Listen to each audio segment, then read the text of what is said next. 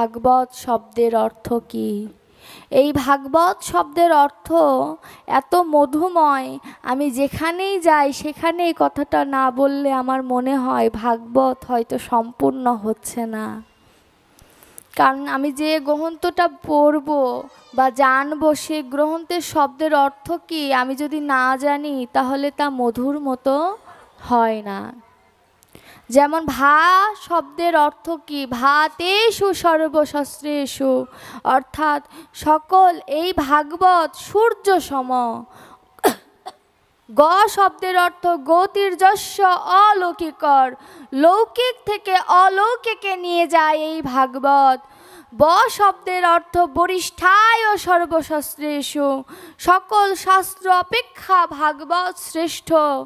ত শব্দের অর্থ তরুণী ভবাম্বুধি, এই পৃথিবীর বুকে যত গ্রন্থ এসেছে ভাগবত একমাত্র তরুণী, অর্থাৎ একমাত্র নৌকা যে ভাগবতে বলেছে কেউ যদি অনন্য চিত্তে একটি শ্লোকের একটি অংশ পড়ে নিজের দেহ যদি এই ভাগবতে তথা গোবিন্দকে যদি কেউ সমর্পণ করতে পারে আমি তাকে সাধু সাধু বলে গ্রহণ করি।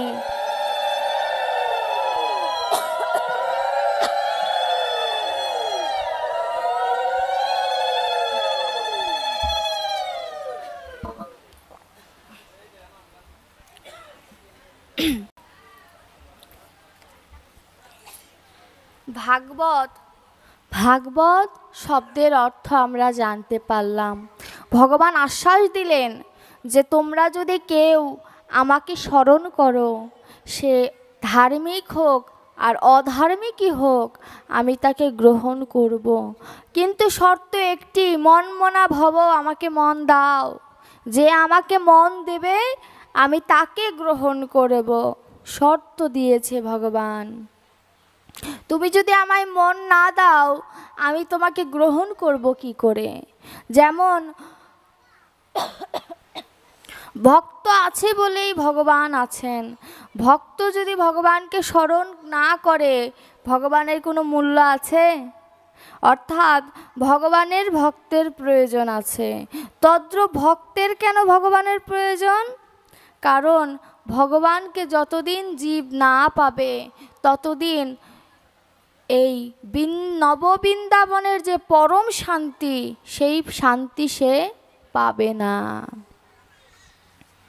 এটি নিয়ম। দেখবেন একটি বাড়িতে যদি একটি ছোট্ট শিশু থাকে সেই শিশুকে যদি আপনি প্রথমেই হাই স্কুলে ভর্তি করে দেন সেই শিশু কি পারবে না পড়ালেখা করতে। একটি ধারা আছে সেই ধারায় যেতে হবে।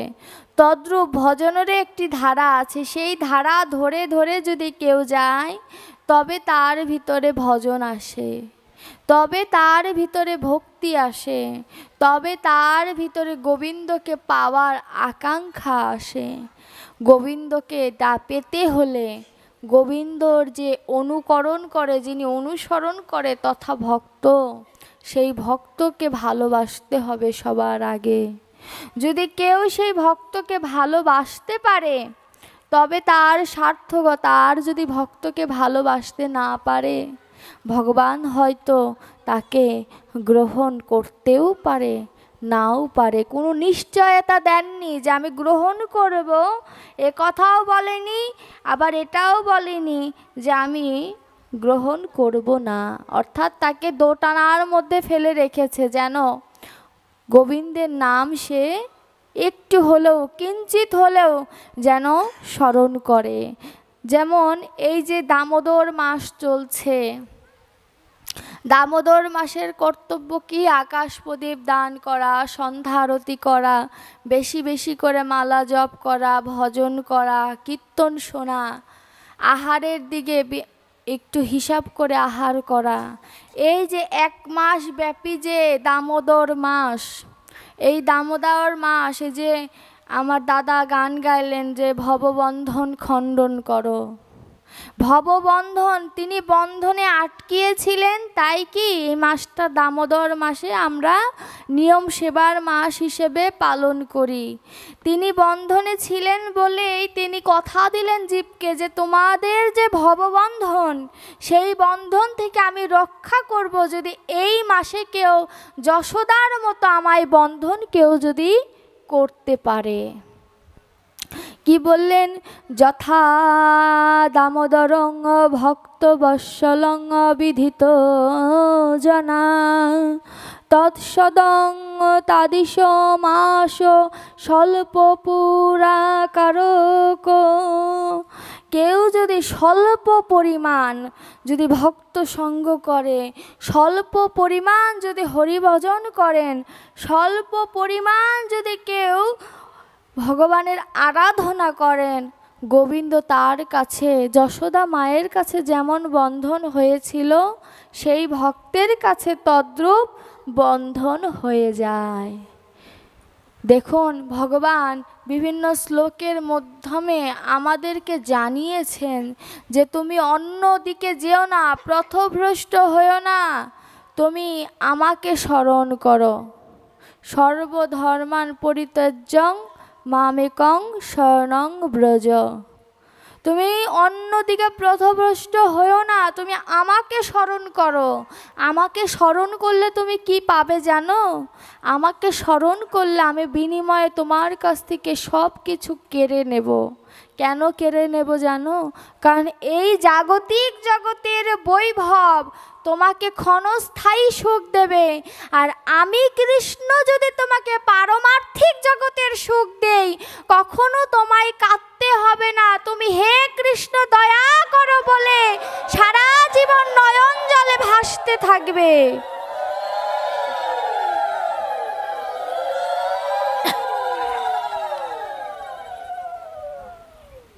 দেখুন কত অপূর্ব ভগবানের নীলা মাধুরী, কত এই যে আমরা আলিঙ্গন করি, এই যে কত সুন্দর আলিঙ্গন করছি। কেন করছি? আলিঙ্গন করার কারণটা কি? আমার দেহেও গোবিন্দ আছে, আপনার দেহেও গোবিন্দ আছে, কিন্তু কিঞ্চিত পরিমাণে। কিন্তু এই যে আমরা আলিঙ্গন করি তখন কি হয় জানেন? পরশমণির ছোঁয়ায় যেমন লোহা স্বর্ণ হয়, তদ্রূপ যদি প্রকৃত অর্থে কোনো ভক্তের সাথে যদি আলিঙ্গন করা যায়, এই দেহ পরশমণিতে পরিণত হয়। সোনা নয়, শুধু পরশমণিতে পরিণত হয়। কারণ কি জানেন? কারণ ভক্তর গুণ এতটাই যে ভগবানকে টলিয়ে দিতে পারে। পৃথিবীর এমন কোনো শক্তি নেই যে ভগবানকে টলিয়ে দিতে পারে, কিন্তু বন্ধন ভক্তি রস এমনেরই শক্তি যে ভগবান ভক্তের কাছে বাঁধন হতে বাধ্য। এর জন্য আপনার পাশে যে থাকবে তাকে কখনো মানুষ বা পাশের বাড়ির কাকি বলে গণ্য করবেন না। আপনার পাশে যদি 2 বছরের একটি বাচ্চা থাকে, তাকেও ভগবান মনে করবেন। আপনি বড় বলে তার পায়ে হাত দেবেন না, ভুল। তার চরণ ধুলিও নিতে হবে। কেন আমরা চরণ ধুলি কেন নেই? কারণ মাতৃগর্ভে যখন আমরা সকলে ছিলাম, ভগবান 2 চরণ এবং হাতের এই পাশেই বসেছিলেন। এর জন্য আমাদের শরীরে সর্বঙ্গ যদি কালো থাকে, পায়ের পাতা এবং হাতের তালু কিন্তু সবার কি পদ্ম ফুলের মতো। ভগবান কোথায় থাকে? পদ্ম ফুলের মতো যে মনোভাব বা পদ্ম ফুল, ফুটন্ত পদ্ম ফুলে ভগবান থাকে। এর জন্য আমরা কাউকে আশীর্বাদ করলে কি 2 হাতের এই তালু দিয়ে আশীর্বাদ করি। কাউকে যদি চরণধুলি কেউ নেয়, তাহলে কি পায়ের পাতার চরণধুলি নেয়।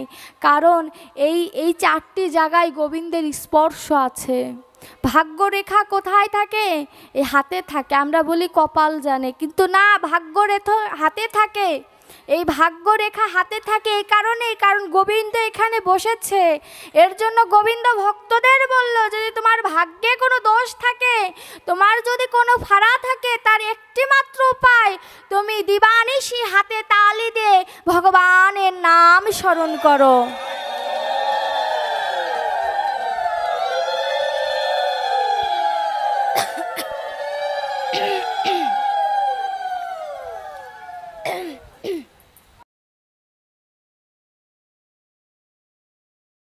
দেখুন কত মহিমা ভগবানের।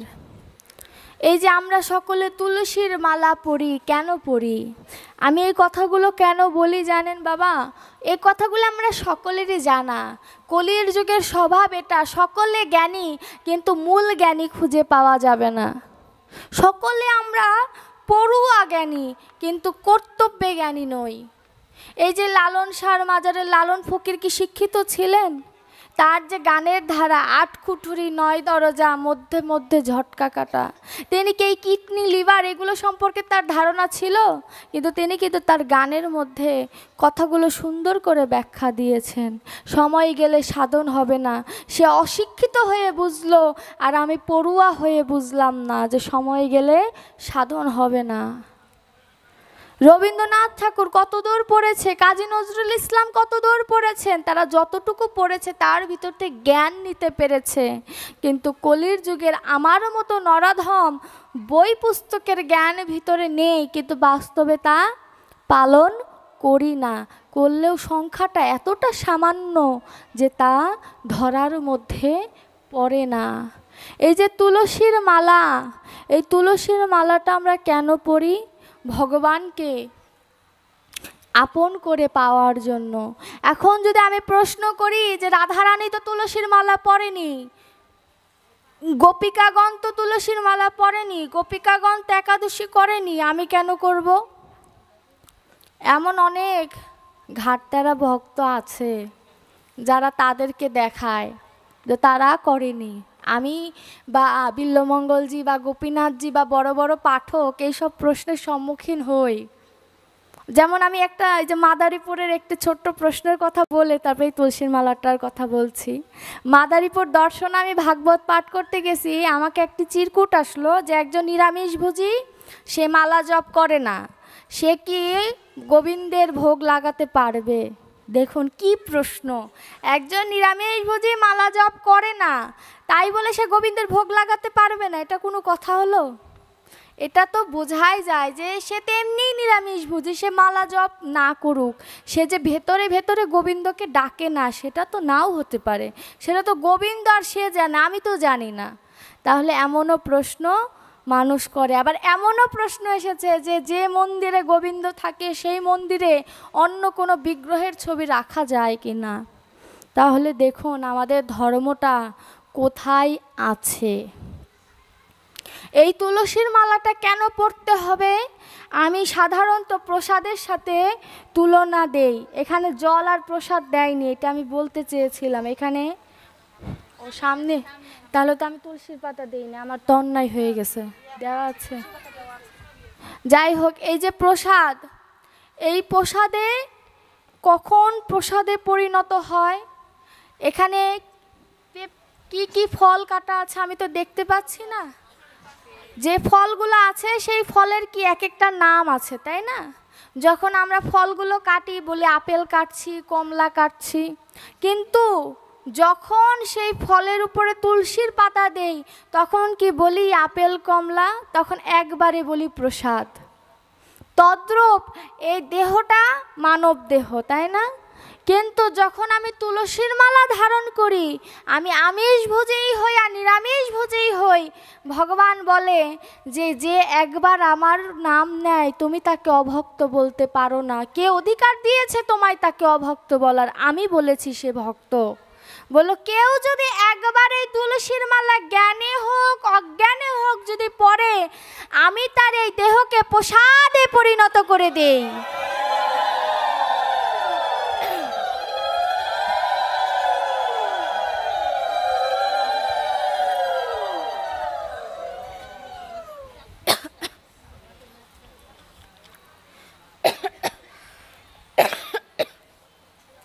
আমার ঠান্ডা লেগেছে বাবা, আপনারা একটু আমাকে আশীর্বাদ করবেন, আমার কণ্ঠটা যেন না ধরে যায়। এই যে দেহটা প্রসাদে পরিণত হয়ে গেল, প্রসাদের গুণ কি? প্রসাদ যদি কেউ সত্যিকার অর্থে প্রসাদ বলে সেবন করতে পারে তাহলে তার মহা দুরাগ্য ব্যাধিও সেরে যায়। কিন্তু আমার মতো অধম প্রসাদ বলে গ্রহণ করি না, ওই ফল আম কাঁঠাল এইগুলো ভেবেই গ্রহণ করি।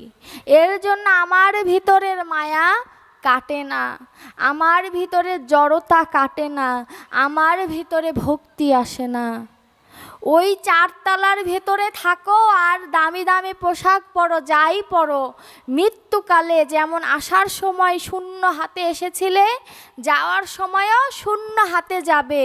কিন্তু একেবারে যে শূন্য হাতে যাবে তাও নয়, আসার সময় কিছু নিয়ে এসেছিলাম, সেটা হচ্ছে কর্মফল। যাওয়ার সময়ও কর্মফল নিয়ে যাব, যা পারমার্থিক জগতের। আর এই পার্থিব জগতের কিছু তো আর আমি নিয়ে যেতে পারবো না। তাহলে দেখুন, কিসের এত বৈভব, কিসের এত অহংকার, কিসের পদমর্যাদার এত অহংকার? আমি ডাক্তার, আমি ব্যারিস্টার, আমি চাকরিজীবী, কিসের এত অহংকার? মরে গেল তো সেই শেষ নামটা হয় মৃতদেহ। তাহলে কিসের এত অহংকার, কিসের এত গৌরব, কিসের এত মোহ, কিসের এত মায়া? এই গৌরব দিয়ে একটি উপাখ্যান আমার মনে পড়ে গেল। এক ভক্ত তার স্ত্রীকে নিয়ে এক গ্রামে বসবাস করতেন। দুজনে প্রাপ্তবয়স্ক। স্ত্রী বললেন যে আমার বৃন্দাবনে যাওয়ার খুব শখ, আমায় কি তুমি বৃন্দাবনে নিয়ে যাবে? কবে এই দেহের আয়ুবেলা ডুবে যায় বলা তো যায় না। দেখুন, বৈরাগ্যের যদি উদয় হয় স্বামী স্ত্রীর মধ্যে, একজন জেনে নেবেন স্বামী স্ত্রী দুজনের একদিন না একদিন একই সাথে বৈরাগ্য লাভ হবে। স্ত্রী বললেন যে কখন আয়ুবেলা ডুবে যায় বলা তো যায় না, আমায় একটু বৃন্দাবন দর্শন করতে নিয়ে যাবে? স্বামী প্রথমে বললেন বৃন্দাবন অনেক দূর, বৃন্দাবনে যাওয়ার প্রয়োজন নেই।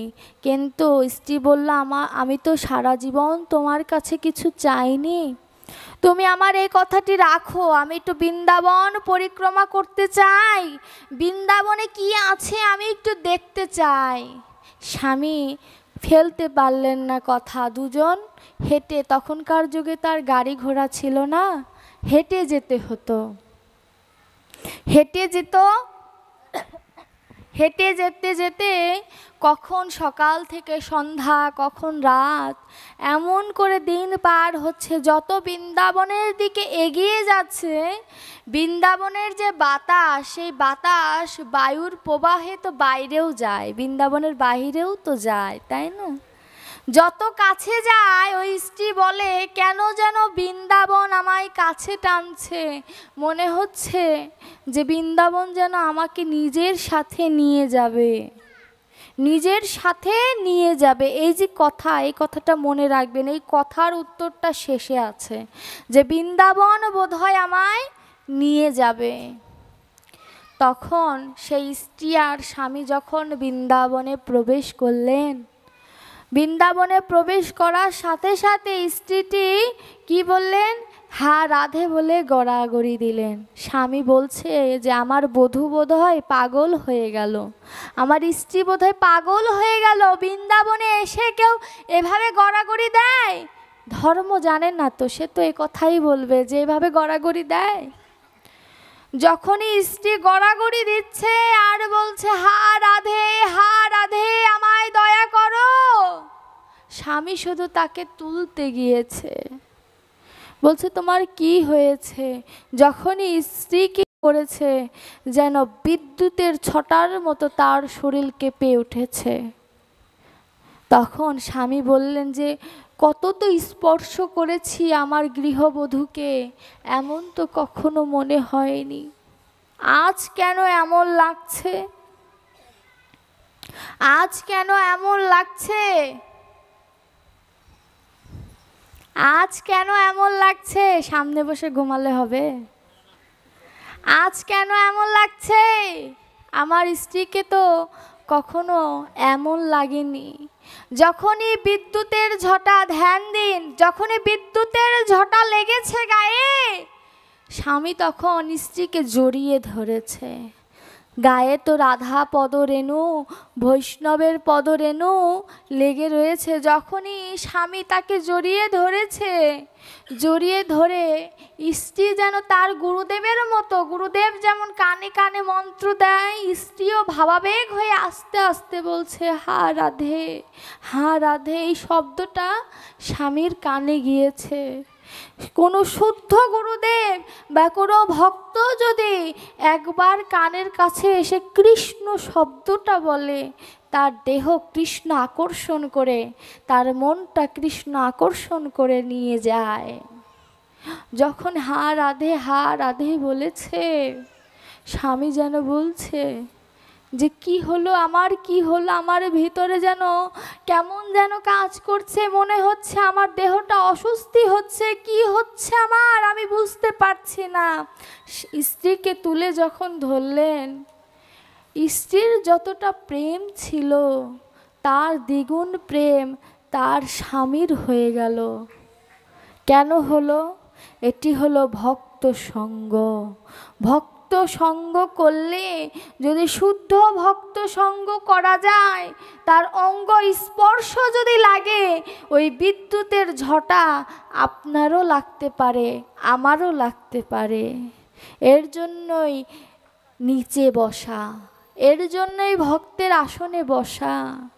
যখন স্বামী তার স্ত্রীকে নিয়ে বৃন্দাবনে প্রবেশ করে বিভিন্ন মন্দির দর্শন করছেন, দর্শন করতে করতে তিনি সেই যাবটে গ্রামে, যেখানে গোপাল তার ধেনু সকল বাছাই করতেন, সেই জায়গা যেয়ে দাঁড়িয়েছে।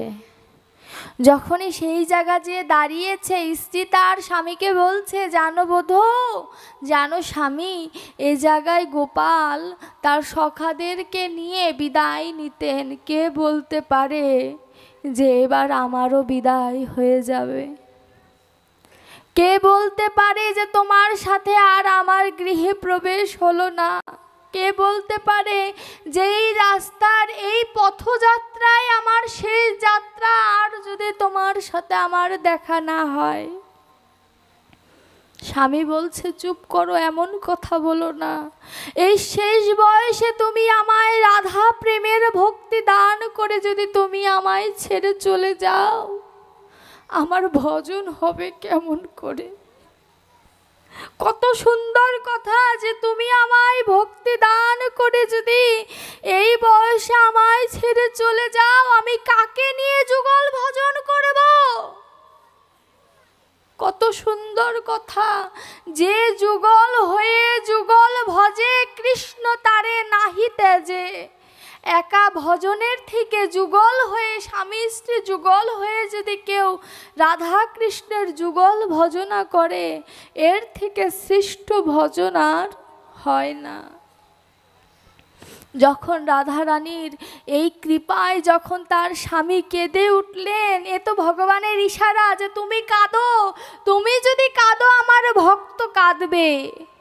যখনই স্বামী বলেছে চুপ করো, এ কথা বলো না, বলে জানো স্বামী, এই পৃথিবীতে স্রোত যেমন থামে না কারোর জন্য, মৃত্যুও কারোর জন্য থামে না বাবা। যতই আপন আপন করো, যতই মা বাবা ভাই বন্ধু সন্তান যতই বাঁধনে বেঁধে রাখো, মৃত্যুর দেবতা যদি আসে, তাকে আর ফেরত পাঠানো যায় না বাবা। যখন স্ত্রী বলল, জানো স্বামী, এই জায়গায় ওই এক সখা গোপালকে ধরে বলেছিল, রে সখা, যদি কাল উঠে তোর সাথে আর গোচারণে যেতে না পারি, যদি আজ রাতে আমার শেষ রাত হয়ে যায়, কাল যদি তোর সাথে আর গোচারণে যেতে না পারি রে সখা, তুই আসবি না আমায় দেখতে। তখন গোপাল বলেছিল, জানো স্বামী, যে ধুর কাঁদছিস কেন, কালকেই তো আবার যাব, এমন অলক্ষণে কথা বলতে হয় না। জানো স্বামী, কি অপূর্ব নীলা, সখাকে জড়িয়ে ধরে গোপাল কাঁদছে আর বলছে, আরে ভক্ত, যদি মৃত্যুর দেবতা তোকে এসে নিয়ে যায় আমি আটকাতে পারবো না, কিন্তু তুই যতটা কষ্ট পাবি তার চেয়ে দ্বিগুণ কষ্ট আমি পাবো। সখা বলছে যে হ্যাঁ রে সখা, আমায় একটি কথা দিবি।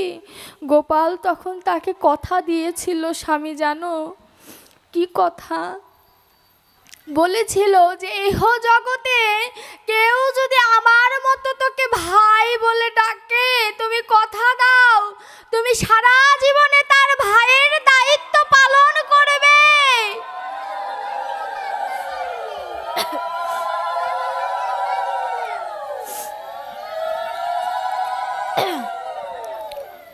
কত অপূর্ব নীলা মাধুরী যখনই বলেছে, আর এ কথা বলে স্ত্রী কাঁদছে, জর্জরিত হয়ে গেছে। স্বামী বলছে যে বৃন্দাবনে যদি না আসতাম এমন নীলা সোনার ভাগ্য হতো না। আগে স্ত্রী ধুলাই গড়া করে দিয়েছিল, এবার স্বামী ধুলাই গড়া করে দিয়ে কি বলছে জানেন? যে হে প্রাণবন্ধু, আমি তোমায় চাই না, এমন ভজনযোগ্য স্ত্রী আমায় প্রতি জন্মে জন্মে দিও। যেন এমন ভজনযোগ্য স্ত্রী পেয়ে যেন তোমায় ডাকতে পারি, তোমায় যেন ভজন করতে পারি গোবিন্দ। কত অপূর্ব নীলা মাধুরী। এ কথা বলে যখন যাবর থেকে চলে গেলেন, এবার কোন রাস্তায় গেলেন জানেন? যেখান থেকে অক্রূর এসে গোবিন্দকে নিয়ে গিয়েছিল, রাধারানী শুয়ে পড়েছিল, সেই রাস্তায় নিয়ে যেয়ে বলছে স্বামী জানো এই রাস্তা দিয়ে অক্রূর নিয়ে গিয়েছিল আমার প্রাণ গোবিন্দ কৃষ্ণকে। তখন রাধারানী বলেছিল তোমার নামটা অক্রূর বটে, কিন্তু স্বভাবটা তোমার ক্রূর, অর্থাৎ খারাপ স্বভাব। তুমি জানো না, যাকে এক পলক না দেখলে মনে হয় কত জন্ম জন্মান্তর দেখিনি, তাকে তুমি বৃন্দাবন থেকে আমার কাছ থেকে কেড়ে নেবে। তোমার কি মনের ভেতরে একটু দয়া মায়া নেই? জানো গোবিন্দ, অক্রূর যেমন কৃষ্ণকে নিয়ে গেছে, তদ্রূপ যমরাজ এসে দেহে থেকে জীবাত্মাকে একদিন নিয়ে যাবে। সেদিন আর রাধারানী যেমন অক্রূরের রথের চাকার নিচে শুয়ে কৃষ্ণকে ঠেকাতে পারেনি, তদ্রূপ কোনো ভক্তও যদি গোবিন্দকে বলে যে আমায় আমার পিতাকে ফেরত দিতে হবে, গৌর হরি পারেনি তার পিতাকে ফেরত আনতে, হবে না। মৃত্যু যদি একবার কারোর আসে, সেই মৃত্যু আর ফেরানো যায় না। অক্রূর রাধারানীকে সরতে বলে, তখন কৃষ্ণ একটি কথা বলেছিল, সখী আমি আজ যাব কাল চলে আসব। সেই আজ পর্যন্ত হয়নি, আর আসেনি গোবিন্দ। আর বৃন্দাবন থেকে চলে যাওয়ার পরে আর আসেনি। কথা দিয়েছিল যে আমি আজ যাব কাল চলে আসব, সেই কালটা আজ পর্যন্ত হয়নি, কোনো দিন হবে না। এই দেহটাও ঠিক তেমন, এই দেহের যদি একবার মৃত্যু হয়ে যায়, কেউ যদি শ্মশানে চলে যায়, তার আর কোনো দিন আসার সুযোগ নেই বাবা। ওই দেহের যখন একবার আগুন জ্বলে যায়, সেই আগুন আর কোনোদিন নেভে না। হে গোবিন্দ, তুমি আমায় বেঁচে থাকতে এমন আগুন দাও, কোন আগুন জানো? ওই কৃষ্ণ প্রেমে যেন প্রতিনিয়ত আমি জ্বলতে পারি, যেন হা কৃষ্ণ দয়া করো বলে যেন আমি সারা জীবন কাঁদতে পারি।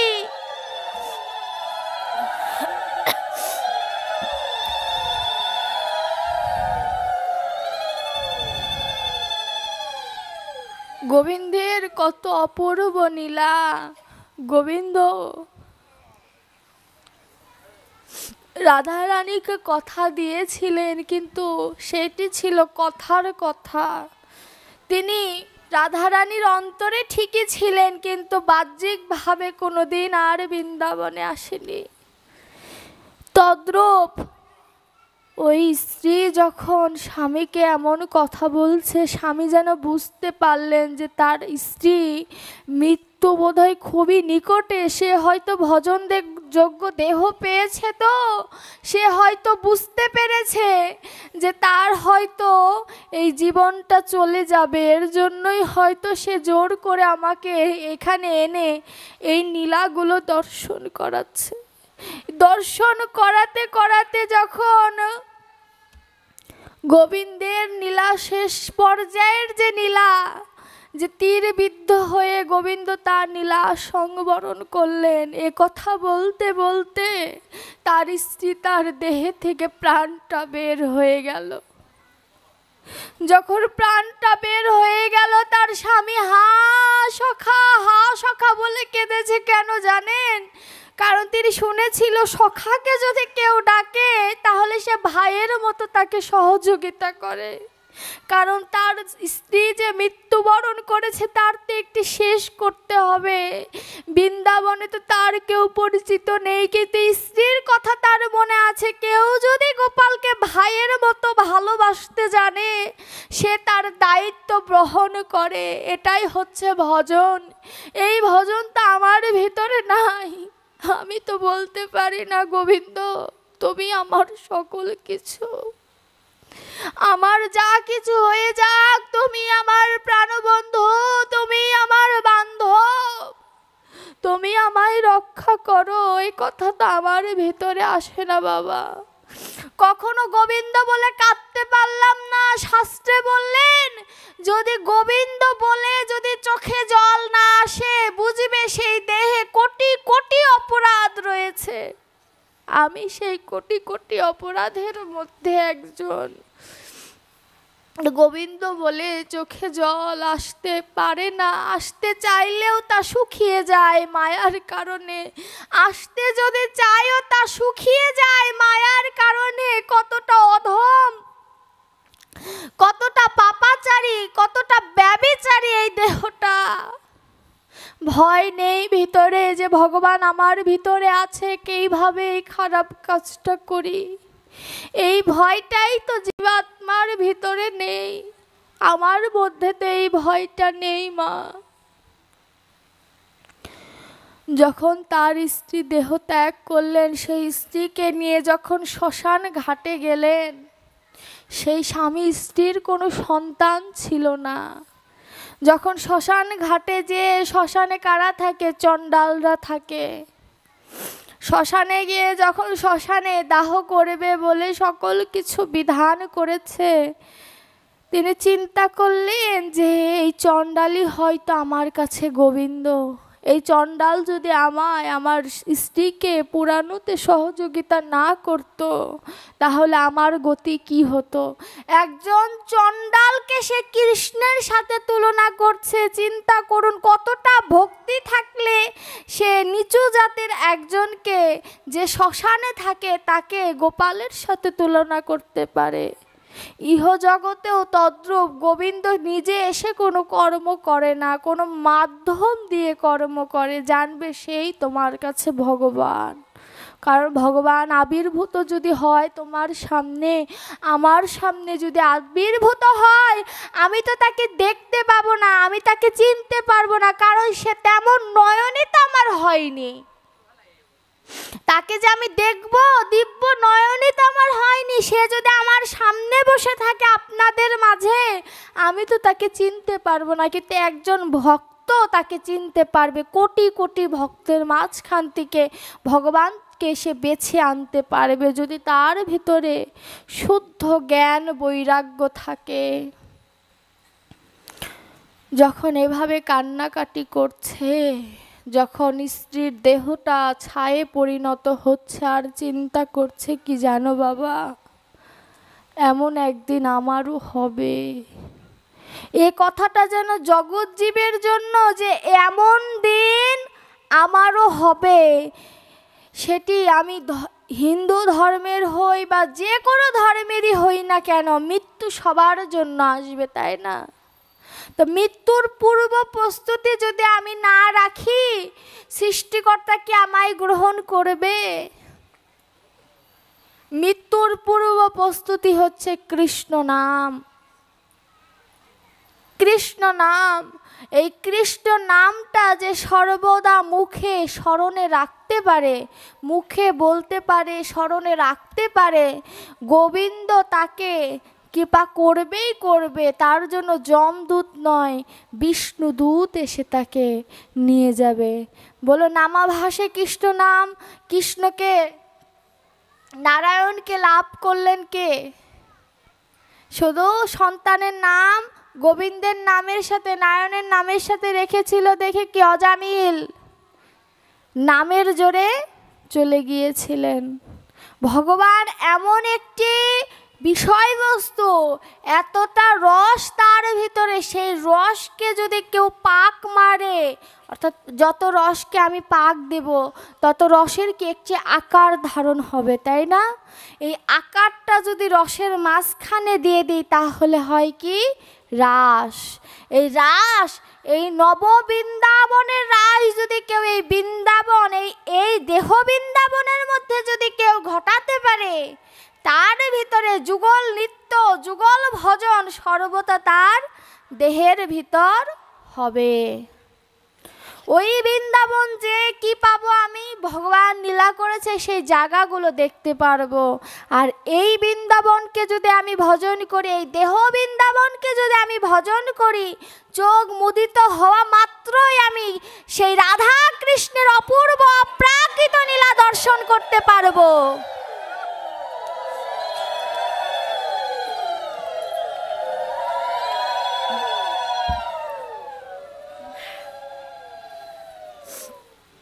তাহলে দেখুন ভক্তের কি অপূর্ব মহিমা। একজন ভক্ত অধার্মিককেও ধার্মিক বানাতে পারে যদি সে যোগ্য ভক্ত হয়। স্ত্রী যদি তাকে বৃন্দাবনে না নিয়ে যেতেন তার কিন্তু ভজন হতো না। স্ত্রী হয়তো এতটাই যোগ্য দেহ ধারণ করেছিলেন যে তিনি মৃত্যুর আভাস পেয়েছিলেন, এর জন্যই তিনি কি বৃন্দাবনে গিয়েছিলেন স্বামীকে নিয়ে, যাতে স্বামীর ভিতরে, মৃত্যুর আগে যেন স্বামীর ভিতরে কৃষ্ণই যে তার পরম বান্ধব, এই জ্ঞানটা যেন স্বামীর ভিতরে ঢোকানো যায়। এবার প্রশ্ন আসতে পারে যে আমার তো যোগ্য স্বামী নেই বা যোগ্য স্ত্রী নেই, আমার কি হবে? আমরা যদি এই প্রশ্ন করি যে আমার আশেপাশে তো আমি শুদ্ধ ভক্ত পাচ্ছি না, বা আমার যে সঙ্গী সেও তো শুদ্ধ ভক্ত নয়, তা আমাদের জন্য কি হবে? আমার মতো অধমের জন্য কি হবে? ভগবান বললেন তাতে কোনো ক্ষতি নাই, সদা সর্বদা কৃষ্ণ নাম করো, কৃষ্ণ করো, নিত্যং শরণং শৃণু, নিত্য স্মরণ করো, ভাগবত স্মরণ করো, গীতা স্মরণ করো। গীতা স্মরণ করলে কি হবে জানো? এই গীতা ভাগবত একবার যদি স্মরণ করতে পারো, যদি আত্মস্থ করতে পারো, জ্ঞান ইন্দ্রিয়ের দ্বারা যদি স্মরণ করতে পারো, যদি হৃদয়ের মাঝে ধারণ করতে পারো, গোবিন্দ এ জন্মে না হোক পরে জন্মে কৃপা করবেই করবে। শ্রবণম মঙ্গলম শ্রীমদম ততম ভক্তি কিন্নন্তে ভুরিদা জনা। শুনিলেই মঙ্গল, আজও বুঝিবে না যে হো, শুনিতে শুনিতে সে হো, অদ্ভুত চৈতন্য চরিত, বুঝিবে রসের রীতি, হইবে পরম প্রীতি, বুঝিলেই হইবে, শুনিলেই হইবে বড় হিত। হিত অর্থাৎ মঙ্গল। কেউ বুঝে না বুঝে যেভাবেই হোক যদি শ্রবণ করে তার হিত অর্থাৎ মঙ্গল হবেই হবে, তার মঙ্গল হবে, এটাই কি স্বাভাবিক। কারণ তাছাড়া তো গোবিন্দের নাম নষ্ট হয়ে যাবে না। গোবিন্দ যে পতিত পাবন, তিনি যে জগতের পতি, এই নামটা তাকে যদি ধরে রাখতে হয় তাহলে তো ভক্তকে অবশ্যই রক্ষা করতে হবে। তিনি ভক্ত বাঞ্ছা কল্পতরু, তিনি ভক্তের বাঞ্ছা পূরণ করার কল্পতরু। তরু অর্থাৎ গাছ। তিনি যে কল্পতরু, এই কল্পতরু কেন বললেন? এই দেহটাও একটা কল্পতরু। গোবিন্দ দূরে নাই, গোবিন্দ আমার ভিতরে আছে। যদি আমি তাকে ধারণ করতে পারি, আমি যদি তাকে অনুভব করতে পারি, আমার কিছুর প্রয়োজন নাই। কিন্তু ভজনটা থাকতে হবে। ভজন ছাড়া কখনো গোবিন্দকে পাওয়া যায় না। গোবিন্দ ছাড়া যেমন ভক্তকে পাওয়া যায় না। কেন বললাম এ কথা? গোবিন্দ যদি যেখানে না থাকে সেখানে আপনি ভক্ত পাবেন? দেখুন, এখানে ভজন হচ্ছে, ভক্ত আছে, তাই না? কিন্তু যেখানে ডিজে গান হচ্ছে সেখানে আপনি একজন বৈষ্ণবকে পাবেন? কেন পাবেন না? ওখানে গোবিন্দ নেই। যদি বলি শক্তি আছে, মা দুর্গা আছে, মা দুর্গাও ওখানে নেই, কারণ মা দুর্গাও বক্সের ভয়ে চলে গেছে। কারণ এই যে আমাদের বিল্লমঙ্গল যে একটা কথা বলেছেন, আমি নেটে শুনেছি যে বিসর্জনের থেকে আহ্বানের ভূমিকাটা সবথেকে বেশি। বিসর্জনের সময় কেঁদে লাভ নেই, আহ্বানের সময় কাঁদতে হবে। অর্থাৎ যখন আমরা বাঁশ কাটি না ওই প্রতিমা তৈরি করার জন্য, এখন তো সচরাচর শিল্পীরা নিজেদের বাড়ির থেকে ঠাকুর তৈরি করে আনে। গ্রাম অঞ্চলে দেখা যায় যে দেউড়িরা বাড়িতে বসে বসে ঠাকুর বানায়। গোবিন্দের কৃপায় আমার বাড়িতে 7-8 বার বাসন্তী পূজা হয়েছে, আমি দেখেছি। তো এই বাঁশের একটা পূজা আছে। বাঁশের পূজা কেন করে জানেন? ওই বাঁশে আমাকে আপনাকে সকলকে যেতে হবে, তাই ওই বাঁশকে পূজা করে। বাঁশকে পূজা করার পরে কি খের মাটি দিয়ে পুতুল বানায়।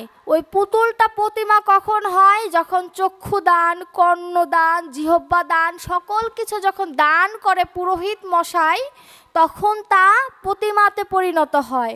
ওই একটি আমার বিগ্রহ যদি তৈরি করে কেউ রাখে, তা বিগ্রহই তা কি বিগ্রহ হবে? তা একটা পুতুলে পরিণত হবে।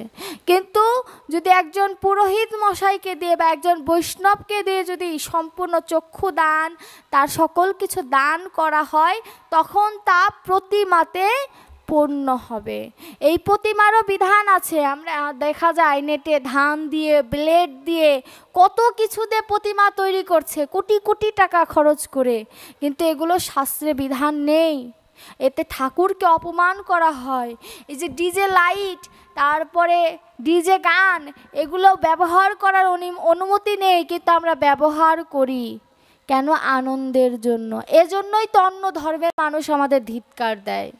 আমরা ধিক্কার পাওয়ার সত্যিই যোগ্য, কারণ আমরা সনাতন ধর্মের মতো অসভ্য জাতি নেই। কারণ এই সনাতন ধর্মের মানুষ বুঝেও না বুঝার ভান করে থাকে। এই সমাজে কত মুরব্বীরা আছে, তারা যদি তার সন্তানদের শাসন করে, সন্তানরা সাহস পাবে কোথার থেকে ডিজে গান বাজানোর? আমি তো পাবো না, আমার মা আমাকে মেরেই ফেলবে। তাহলে আমাদের মতোই তো বাবা মাদের সন্তান যারা ডিজে গান বাজায়। এখানে যারা দাদা ভাইরা আছে তারা কষ্ট পেলেও আমার দুঃখ নাই। যেটা সত্য সেটা সত্য। ধর্মীয় গান, আমার রবীন্দ্রসঙ্গীত বাজাও, কত শ্যামা সঙ্গীত, কত কিছু আছে। এমন গান কেন দেব যে শব্দ দূষণ হবে? কেন দেব এমন গান শব্দ দূষণ হবে? এত লাইটিং জাঁকজমকের দরকার আছে? দেখা যায় কি লাইটিং জাঁকজমক ঠিকই করতেছে, মা দুর্গার পূজায় যা প্রয়োজন সেগুলোই দিচ্ছে না। এমনও অনেক জায়গা আছে মা দুর্গার পূজায় যেগুলো প্রয়োজন সেগুলোই দিচ্ছে না। আমার বাবা তো পুরোহিত, বলতে পারেন যে ঠাকুরদের দিলে মন ভরে না, কিন্তু বর্তমানে ঠাকুর মশাইদের যদি জিজ্ঞাসা করেন তাহলে বুঝবেন। বৈষ্ণবরাও এখন পূজা করতে চায় না মানুষের বাড়িতে, কারণ বৈষ্ণবরাও বুঝে গেছে যে এদেরকে পূজা দেওয়া মানে কি এদের অমঙ্গলটা নিজের ঘাড়ে বহন করা। কারণ এরা কিছু দিতে চায় না, ওই ডিজে লাইটে টাকা পয়সা খরচ করে দেখা যায় যে মা দুর্গার যে বস্ত্র প্রয়োজন, অন্ন প্রয়োজন, ঘট প্রয়োজন, নারিকেল প্রয়োজন, গামছা প্রয়োজন, এগুলো আনতে ভুলে যায়। এগুলো করে লাভ নেই। ভগবান বলেছে যে আমাকে ঐশ্বর্য দিয়ে তুমি কোনোদিন পাবে না, আমাকে তুমি জ্ঞান দিয়ে কোনোদিন পাবে না। আমাকে যদি পেতে চাও তার দুটি মাধ্যম, এক ভক্তের কাছে যাও, না হলে ভক্তি ভরে হা কৃষ্ণ দয়া করো বলে কাঁদো।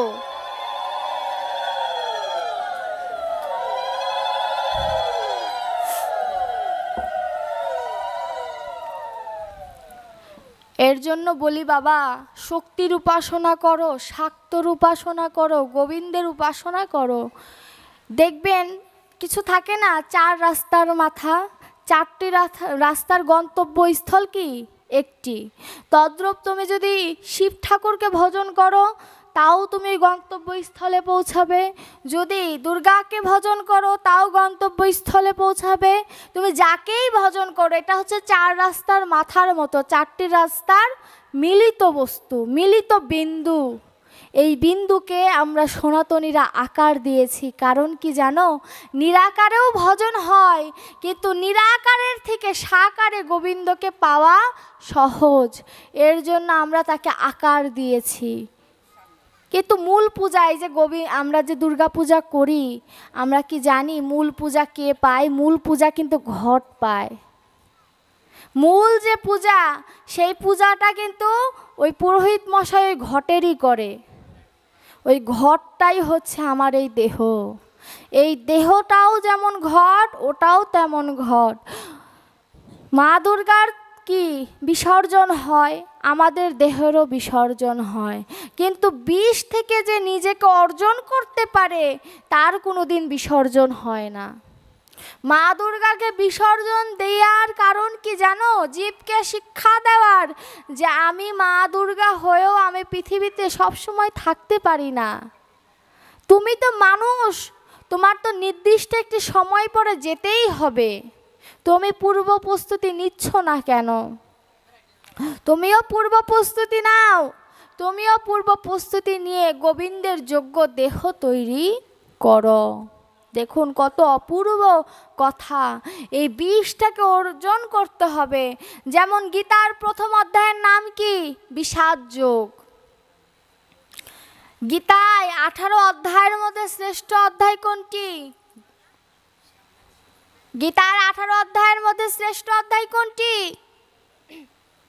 পাঠ করব না, না বললে হ্যাঁ মার দিব।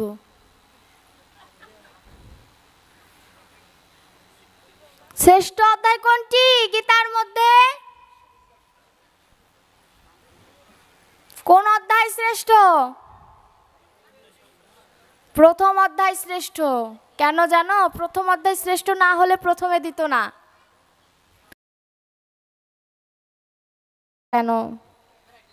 তুমিও পূর্ব প্রস্তুতি নাও, তুমিও পূর্ব প্রস্তুতি নিয়ে গোবিন্দের যোগ্য দেহ তৈরি করো। দেখুন কত অপূর্ব কথা, এই বিষটাকে অর্জন করতে হবে। যেমন গীতার প্রথম অধ্যায়ের নাম কি? বিষাদ যোগ। গীতায় 18 অধ্যায়ের মধ্যে শ্রেষ্ঠ অধ্যায় কোনটি? গীতার 18 অধ্যায়ের মধ্যে শ্রেষ্ঠ অধ্যায় কোনটি? পাঠ করব না, না বললে হ্যাঁ মার দিব।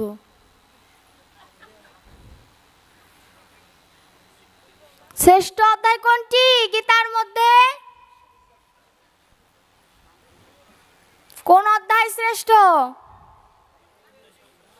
প্রথম অধ্যায় শ্রেষ্ঠ।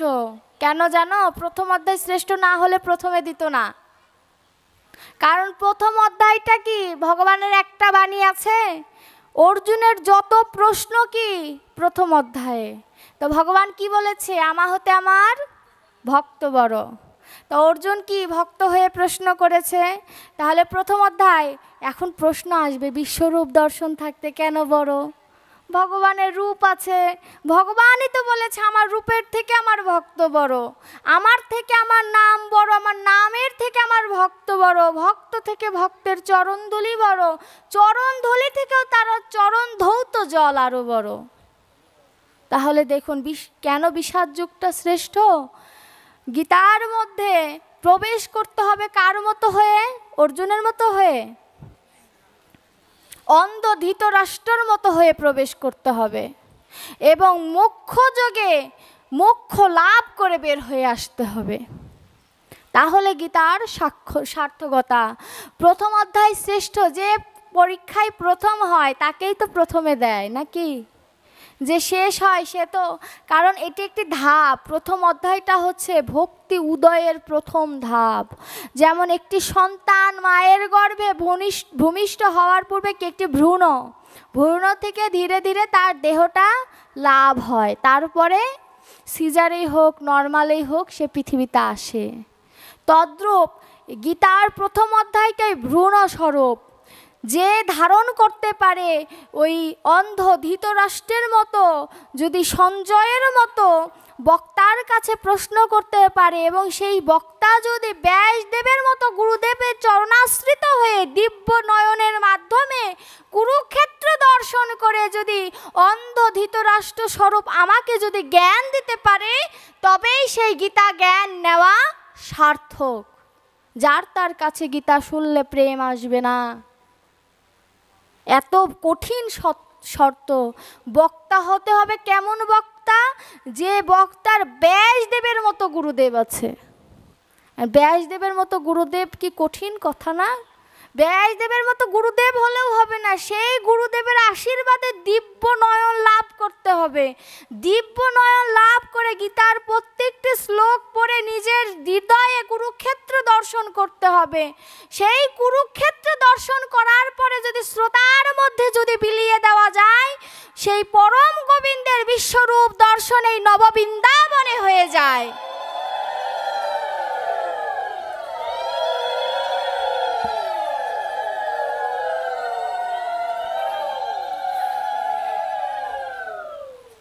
দেখুন কত মহিমা।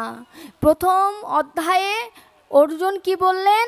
যে আমি আত্মীয় স্বজনের রক্তের বিনিময়ে এই রাজ্য সুখ পাওয়ার থেকে সারা জীবন কষ্টে থাকা উত্তম। মায়েরা হাসবেন না, কষ্টে থাকা উত্তম, এ কথা তো জ্ঞানীর কথা, কথা তো সত্য। যে আত্মীয় স্বজনের রক্তের বিনিময়ে রাজ্য সুখ পাওয়ার চেয়ে সারা জীবন কষ্টে থাকা উত্তম, এটা জ্ঞানীর কথা না? অর্জুন তো খারাপ কথা বলেনি। অনেকে বলে ভগবান শ্রীকৃষ্ণ ইচ্ছা করে যুদ্ধ ঘটিয়েছে, তিনি যদি বলতেন তাহলে যুদ্ধ হতো না। কেন? এই যে দুর্যোধন এবং অর্জুন দুজনকে সামনে রাখার পরে ভগবান শ্রীকৃষ্ণ বলেছিলেন যে তোমরা আমার কাছে যুদ্ধের সহযোগিতা স্বরূপ কি চাও? আমি কিন্তু যুদ্ধে লড়ব না, লড়াই করব না। এটা ভগবানের চালাকি। যদি বলে লড়াই করব, তাহলে দুর্যোধন বলবে যে তাহলে তুমি আমার কাছে আসো, আমার পক্ষে থেকে লড়াই করো। আর অর্জুন তো ভক্ত, সে কখনো বলবে না যে গোবিন্দ তুমি আমার কাছে আসো, কিন্তু যুদ্ধ করার জন্য আসো সেটা বলবে না। এটাই তো ভক্তের স্বভাব। এর জন্য শ্রীকৃষ্ণ বললেন যে আমি যুদ্ধ করব না, এবার যুদ্ধের সহযোগিতা স্বরূপ তোমরা কি চাও আমায় বলো। তখন দুর্যোধন বললেন তোমার যা সৈন্য সামন্ত আছে তা আমায় দাও। আর অর্জুন কি বললেন? তোমার কাছে আমি কিছু চাই না, যুদ্ধের সময় তুমি আমার পাশে থেকো। এটি ভক্তের স্বভাব যে গোবিন্দ সংসারের বিপদের কুরুক্ষেত্রের যুদ্ধে যদি আমি পড়ি, তোমার সৈন্য সামন্ত অর্থাৎ তোমার সহযোগিতা আমি চাই না, তুমি আমার পাশে থেকে আমার বিপদ থেকে তুমি আমায় নিজে রক্ষা করো। এটা হচ্ছে ভক্তের কথা। যখন এ কথা বললেন, শকুনির মতো নাস্তিক বললেন যে দুর্যোধন ভুল করে ফেললে। দেখুন শকুনি কি ছিল? জ্ঞান পাপী। যে জ্ঞানী হয়েও পাপ করে সে হচ্ছে জ্ঞান পাপী। সেই জ্ঞান পাপীর কোনো দিন ক্ষমা নাই। সব পাপীর ক্ষমা আছে, জ্ঞান পাপীর কোনো দিন ক্ষমা নেই, যে জ্ঞান রেখে অন্যায় করে। শকুনি বলল যে ভুল করে ফেললে।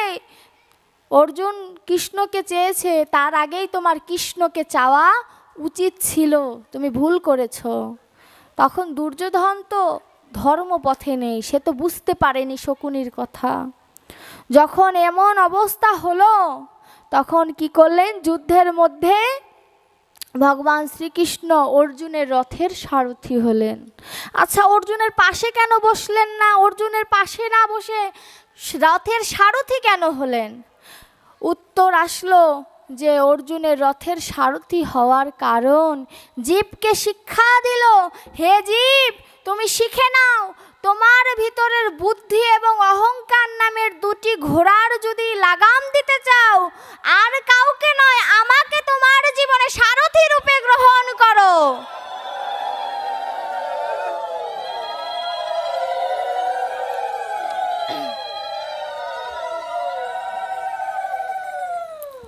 আমাকে তোমার জীবনে সারথি রূপে গ্রহণ করো যদি তুমি এই ঘোড়া দুটির লাগাম দিতে চাও।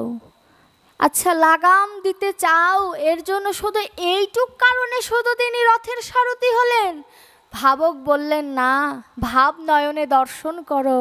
তিনি জীবকে শিক্ষা দিলেন যে আমি শুধু এই কাষ্ঠ রথের সারথি নই, আমি তোমার দেহ রথের সারথি। একজন সারথি যদি ঘোড়া চালানো বন্ধ করে দেয়, রথ কিন্তু নিথির স্থির হয়ে যাবে। তদ্রূপ এই দেহের সারথি যদি দেহ চালানো বন্ধ করে দেয়, এই দেহ সারা জীবনের জন্য পাথরে পরিণত হয়ে যাবে। দেখুন কত ভজন। কে বলেছে যে গীতা রসশাস্ত্র নয়, গীতা বেরসি, গীতার মধ্যে রস নেই? গীতার মধ্যে এমন রস লুকিয়ে আছে যে রস না গ্রহণ করলে ভাগবতে প্রবেশ করাই যাবে না। গীতাকে যদি কেউ জীবন আদর্শ যদি না করতে পারে, সে কোনোদিন ভাগবতে প্রবেশ করতে পারে না। সে কোনোদিন কীর্তনের আসরে মঞ্চে দাঁড়িয়ে কীর্তন করতে পারে না, যদি সে গীতার জ্ঞান ভিতরে না আনতে পারে। এর জন্য বলেছে যে গীতা পড়ো, কোনো কিছু বলে না। যাকেই প্রশ্ন করবেন একটি কথাই বলে গীতা পড়ো, কারণ গীতা হচ্ছে আদর্শ, জীবন আদর্শ। যদি সে একবার গীতার আদর্শে নিজেকে তৈরি করতে পারে, তখন সে বুঝতে পারে যে না, আমাকে অন্য ধর্মগ্রন্থের রস এবার ধারণ করতে হবে ভিতরে। ভজনটা সহজ কাদের জন্য? যারা গোবিন্দকে সকল কিছু সমর্পণ করে দেয়। কিন্তু আমার মতো নরাধমের জন্য ভজন কঠিন, কারণ আমি গোবিন্দকে ডেকেও ডাকি না। ডেকেও না ডাকা কেমন হলো? ঘুমন্ত মানুষকে ডেকে তোলা যায়, কিন্তু যে ঘুমের ভাব ধরে আছে তাকে কখনো ডাকা যায়? তদ্রূপ আমি ডাকি, এমনভাবে ডাকি যে সেই ডাকটা গোবিন্দ পর্যন্ত পৌঁছাই না। আমি তো তাকে ডাকার মতো ডাক জানি না, তো দেখা কিভাবে আমি তার পাবো? চিন্তা করুন, এই পৃথিবীতে যত মহাপুরুষ এসেছেন, যত বৈষ্ণব এসেছেন, তারা গোবিন্দকে পেয়েও তাদের কথার মধ্যে কি লিখেছেন? গোবিন্দ তোমার কৃপা আমি পেলাম না। দেখুন, যারা গোবিন্দ কৃপা পেয়েছে তারা বলছে যে গোবিন্দ আমি তোমার কৃপা পেলাম না। আমার মতো নরাধম 2 দিন গীতা পাঠ করে বলি যে আমার ভিতরে ভগবান আছে, আমার মধ্যে শিব চেপেছে, আমার মধ্যে কালী চেপেছে। ওই গোপীনাথজির মতো বলা দরকার যে আগরবাতি তাদের চোখে ঢুকাই দেওয়া দরকার, তাইলে ভগবান বেরোয় যাবে। যদি চোখ না পড়ে তাহলে বোঝা যাবে যে হচ্ছে ভগবান, আর যদি চোখ পুড়ে যায় তা ভগবানের তার চোখ টোক পড়ার সম্ভাবনা নাই। এইগুলা থেকে বেরোয় আসতে হবে। এই যে আমি বলছি না এগুলো নেই, আছে, কিছু আছে, কিন্তু তাদের দেখলেই বোঝা যায় যে এদের ভিতরে ভগবানের কিছু আছে। কিন্তু এত পরিমাণে ভণ্ডামি বেড়ে গেছে যে এখন যারা সত্যিকার অর্থে তাদেরও চেনা দুষ্কর হয়ে গেছে। এইগুলো থেকে সাবধান থাকতে হবে। জটা আছে মানেই সে বৈষ্ণবী এমনটা ভাবলে কিন্তু অপরাধ হয়ে যাবে। তার ভজন, তার যে ভজন নিত্যদিনের যে একটা ভজন থাকে, সেই ভজনটা লক্ষ্য করবেন যে তার ভজনটা কেমন। তাহলেই বোঝা যাবে যে সে সত্যি তার ভিতরে কালি চাপছে না পিশাচ চাপছে, বুঝতে পারবেন। আর সব জটা ভালো নয়, কিছু জটা খারাপ জটাও থাকে, এটা সাবধান, বুঝছেন? বেশি কথা বলতে হয় না। সব জটা ভালো নয়, কিছু জটা খারাপ জটাও থাকে, তাদেরকে আবার টান দিয়ে তুলে ফেলতে হয়, না হলে বেশি দিন থাকলে ঝামেলা আছে। তো এগুলোকে টান দিয়ে তুলে ফেলবেন। এটা আমি বললাম, আমার থেকে আরও ভালো গোপীনাথজি বলবে। আমি তো তার মতো বললে আপনারা আমার মাইর দিবেন। তার কথাগুলো শুনলে আসলেই মনে হয় না উনার মতো পাঠক প্রত্যেকের হওয়া দরকার আছে। কারণ ধর্মটা এতটা আমাদের গোড়ামি চলে এসেছে যে ধর্মটা আস্তে আস্তে হারিয়ে যাচ্ছে। সনাতন ধর্ম বলেই টিকে আছে, অন্য কোনো ধর্ম হলে বিলুপ্ত হয়ে যেত। বর্তমান সনাতন ধর্মের যে অবস্থা, সনাতন ধর্ম বলেই টিকে আছে, না হলে অন্য কোনো ধর্ম হলে বিলুপ্ত হয়ে যেত। গোবিন্দকে ডাকতে হবে এমন করে। এই যে মোমবাতি কি করলাম, একটি মোমবাতি ছোট হয়ে গেছে দেখে আরেকটি মোমবাতি জ্বালিয়ে দিলাম, তাই না? ভজনটাও তেমন। কেউ যদি একবার রাধারানীকে স্মরণ করে যদি একবার কৃষ্ণ বলে ডাকতে পারে না, ওই ভজনে গলতে গলতে তখন কি হবে, আরেকটা মোমবাতি ধরায়। কেন ধরাতে হবে? গোবিন্দকে ডাকার জন্য। এই আগুনটা হচ্ছে জ্ঞানের প্রদীপ। যখন একটি মোম ধরানো শেষ হয়ে গেল, সেটি হচ্ছে ভজনের একটি স্তর শেষ হয়ে গেল, তারপরের আরেকটি স্তর হচ্ছে আরেকটি মোমবাতি। এভাবে একটি একটি করে স্তর পার হয়ে যখন পাহাড়ের চূড়ায় চলে যাবে, তখন গোবিন্দ তাকে সআদরে গ্রহণ করে তাকে আলিঙ্গন করবে। এই আলিঙ্গন পাওয়ার জন্য, তার সেবা পাওয়ার জন্যই এই কষ্ট করে প্রতি জন্মে এই দুর্লভ মানব জন্মটা চেয়েছি, যে তোমার কাছে আর কিছু চাই না গোবিন্দ, তুমি আমায় যদি কিছু দিতে চাও এই মানব দেহটা দাও। তোমার কাছে এমনি আমি কোনো কিছু চাই না, এই একটি মাত্র জিনিস চাই, সেটি হচ্ছে মানব জন্ম। এই মানব জন্ম চাই। কলিযুগের আয়ু কত বছর? শাস্ত্র মতে 100 বছর। 100 বছর খুব কম মানুষ বাঁচে। কেন? শাস্ত্রে বলেছে 100 বছর বাঁচে, কিন্তু 100 বছর কেন বাঁচতেছে না? 60 বছরও যায় না, বর্তমান যুগে 60 বছরও যায় না। কেন? বললেন 6টি কারণে এই কলিহত জীবের আয়ু কমে গেছে। 1, অতিমান, অতিবাদ অর্থাৎ খারাপ আচরণ, অতি পাপ কাজ, রাগ, মিত্রদোহ, আর 6 নাম্বার হচ্ছে স্বার্থপরতা। এই 6টি কারণে কলিযুগের আয়ু কমে গেছে। কেউ যদি আয়ু বাড়াতে চান, তাহলে এই 6টি জিনিসকে যত বেশি ত্যাগ করতে পারবে, তার তত আয়ু বাড়বে। এভাবেই। আর যদি বলি যে একটি শিশু তাহলে কিভাবে মারা গেল, জন্মের পরেই তার মৃত্যু হলো কেন? এই প্রশ্নটা অনেকেই করে, যে জন্মের পর একটি শিশুর তো কোনো খারাপ কর্ম নেই, যে সে একটি শিশু মাতৃদেহের থেকে ভূমিষ্ঠ হওয়ার পরে বা মাতৃদেহেই মারা যায় কেন? কারণ তার কর্মফল শেষ। বললেন, শাস্ত্র বললেন, যদি কোনো শিশু মৃত্যুবরণ করেন জন্মগ্রহণ করার পরে, জানবেন সেই শিশুর আর কোনো দিন জন্ম মৃত্যু হবে না, তিনি ভগবানের সাথে লীন হয়ে গেছে, তার কর্মফল শেষ হয়ে গেছে। কিন্তু আমরা কাঁদি কেন? মায়া। এই মায়াকে ত্যাগ যে যত বেশি করতে পারবে, সে যোগমায়ার কি পায়? একটি হচ্ছে মহামায়া, একটি হচ্ছে যোগমায়া। যোগমায়াকেই যে আমার বাবা মার সাথে যা সম্পর্ক, এটা হচ্ছে যোগমায়া।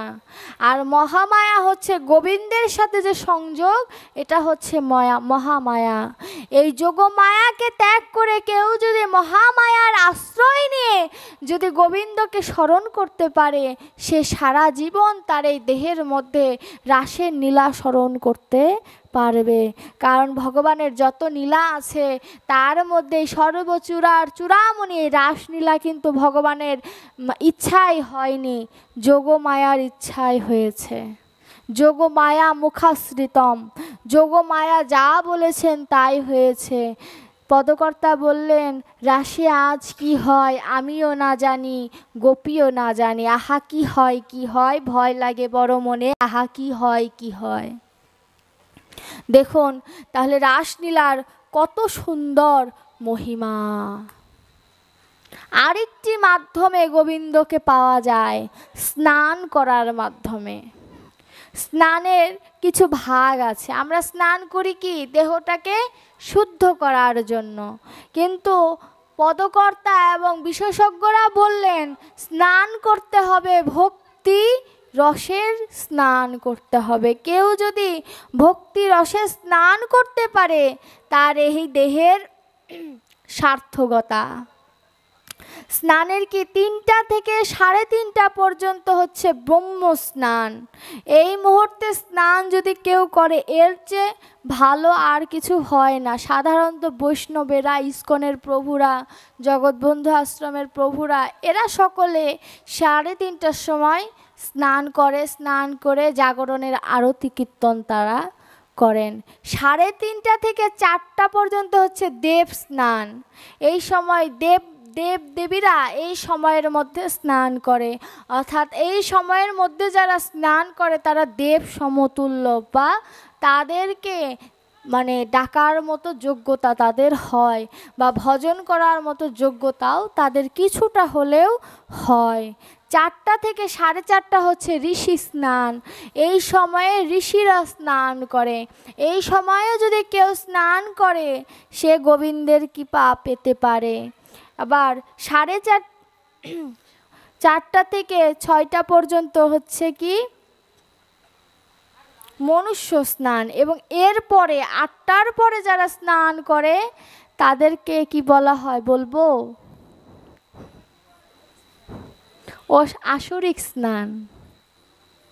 8টার পরে যারা স্নান করেন তারা কি আসরিক স্নান করে। আমারও হয় মাঝে মধ্যে, আমি তো বাইরে থাকি তাই আমার অনেক সময় হয়ে যায়, কিন্তু চেষ্টা করতে হবে 8টার আগে যেন স্নান, নিত্য সেবা, গোবিন্দকে জাগরণ এগুলো দেওয়ার। অন্তত পক্ষে দামোদর মাসে যেন এই কর্তব্যগুলো আমরা পালন করি।